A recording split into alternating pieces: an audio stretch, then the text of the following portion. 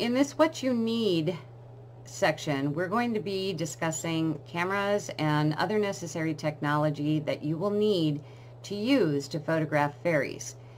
First, we'll start with cameras. I use a small Samsung WB35F 16.2 megapixel digital camera, which I purchased about 3 years ago for $99. Now I love it. It's small, it's easy to handle, and I can tuck it in my pocket. It's just great. It has bells and whistles that I have no idea how to use. I never learned to use them because they're not necessary for the photographs that I take. All I need to know is how to turn the flash on and off, mostly off since it's daytime photos that I take and I don't want the flash to screw up my photo. Now there's many different kinds of cameras out there, and you don't need anything fancy, but obviously the higher the megapixels, the better the photo, the better clarity, the better quality the photo. I started taking fairy photographs in 2016 with a 12 megapixel camera, and I thought it did a great job, but I can definitely tell the difference between the 12 and the 16.2 megapixel clarity and quality of the photos. So I'm pretty sure with some cameras they are even now up to 20 megapixels, but my little camera suits me fine still. Should you choose to buy a digital camera, make sure it has the capability to use an SD memory card, but make sure that the SD card is not required for the camera to work. I purchased an SD card for my camera, but I've never used it, and I'll cover that a little bit later in this section.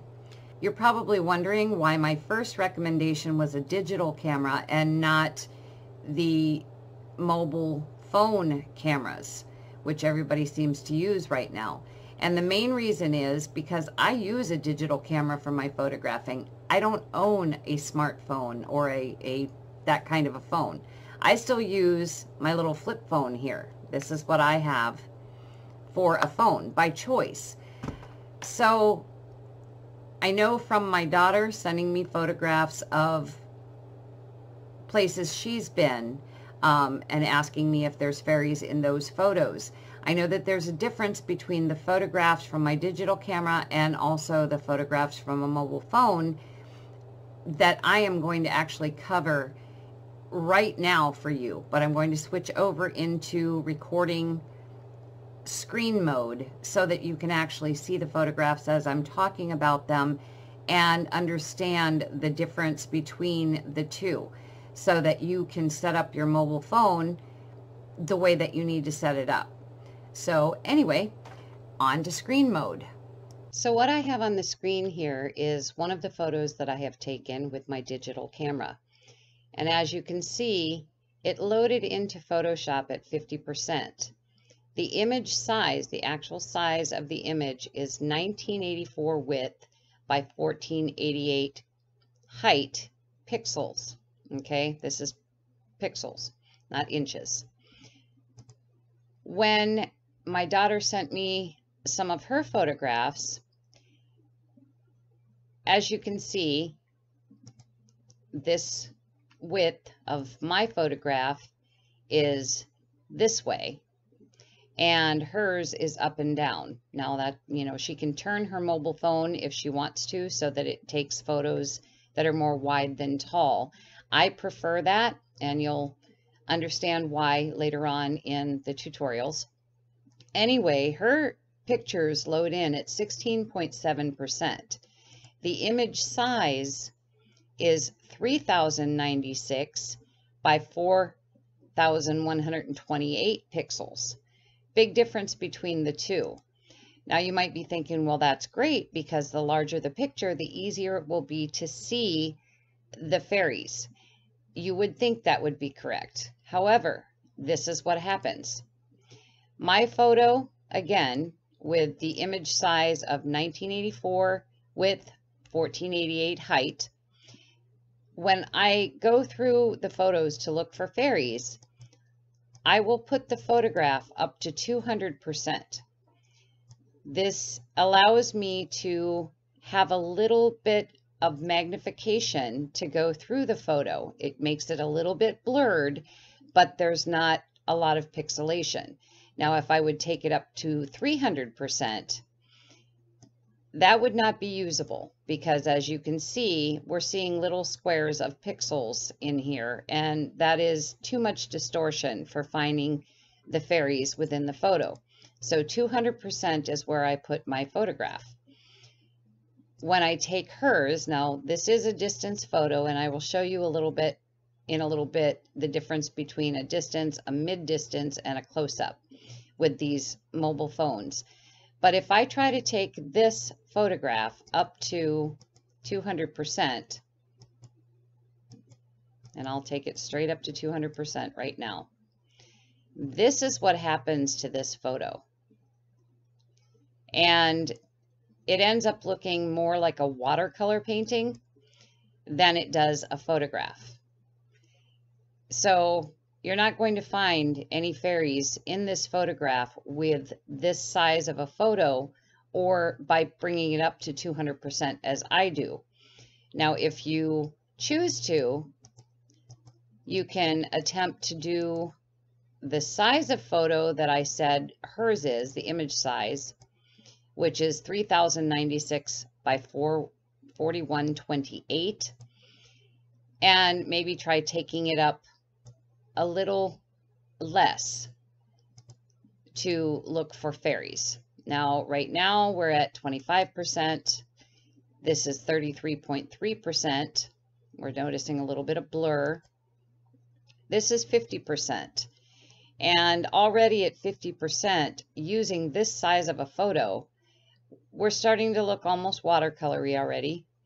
So it would make it really difficult at this size of a photo to be able to find fairies. Now, if you go to a mid-distance, now this one was the further away photograph. Mid-distance is having something, you know, a little bit closer to you, but not too close. So if we take this photo and we do the same thing, okay, we're at 25%, we're at 33.3%, and what I'm noticing here, and again, this is the same size photo as the previous one, the grass is already looking very cartoonish in this photograph at 33.3%. We go up to 50, it really looks cartoonish. And a lot of fairies, believe it or not, grassy areas can be very good for finding fairy. So, you know, this really isn't suitable. You wouldn't be able to use this part of the photograph at all. And up here, we have the same problem. This is all cartoonish. Now, the leaves, they're probably usable at 50% to be able to find, you know, fairy within them. But if you go up any higher than this, you start getting the bleed together and more of the watercolor look to them. Now, she also sent me a close-up photograph. Beautiful photograph. So this one, again, loaded in at 16.7%. It's the same size as the other two photos. And when I take this one up to 200%, it is much, much better than the other two photographs. Things are very clear. The only problem with this is that you really don't want to have to take your photos this close up. You can if you'd like, but, you know, in thinking of the fairies that you're taking photographs of, you know, if they hear you coming, as I said before, they may very well hide, you know, underneath the leaves from you, especially if you're taking your photographs this closely. If I were a small being, and I would do that, I would hide under the leaves. And in examining this photo to the best of my ability with, you know, what I can do with enlarging it, you know, blur wise, it's wonderful. It does not blur. You know, if I went up to 300%, it probably would, but it doesn't. It doesn't at 200%. But in going through this photo, I did not find any fairy folk in it. And again, I do believe it's because the photograph is taken far too close. Now, distance-wise, as you can see from this photograph, I'm standing back here, probably about a foot away from what actually shows in this photograph. And it covers a lot of area. This one that she took, the mid-distance photo, that's not bad. I mean, you can work with a photo like that and probably find a good number of fairy folk within it if you can enlarge it well enough not to blur it or make it look like a watercolor painting. So this is why I kind of really prefer the digital camera. There's different settings in the digital camera that I actually looked up today when I was trying to figure out how to explain this to you. I looked it up and I pulled up the manual, and it showed me that there are different settings for my pictures, so I could go up to higher numbers in the size of my picture if I wanted to, but this works for me. With the mobile phone camera, there are also settings that you can change the aspect ratio of your photographs. You can do that. Now, since I don't own a mobile phone, and even if I did, since there are so many different brands of mobile phones, it wouldn't do me any good to say, oh, well, go in and change your aspect ratio to this size. This will be perfect.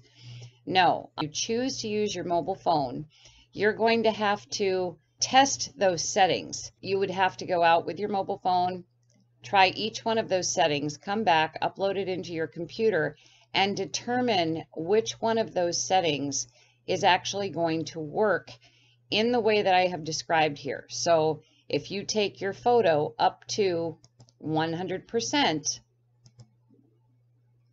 and then you take it up to 200%, that there's going to be a little bit of blur, but that everything still looks like grass and leaves and branches and trees and so on. And it doesn't look like this distance photo with the watercolor washout kind of look where everything blends together and becomes a cartoon. Below this video, I've added 2 links for 2 YouTube videos. One is a guy that actually shows you how to change the aspect ratio on your phone. And the other one is a guy who experimented taking his phone out to the forest to do some picture taking. It was a pretty interesting video. Now, to end this section, there are 3 other things that you are going to need to be able to take photographs of fairies and be able to find fairies in those photographs. One, obviously, is a computer, because you need a computer to be able to load your pictures into and then go through your photos. The second is very much recommended flash drive. These are like memory sticks. If you've never seen one before, it's a flash drive. It's USB, so it can be used in any computer that has USB ports. And this is one way to know that you will never lose your photographs. I take my photographs with my digital camera. Let's say I have 100 of them. I load 100 of them into my computer.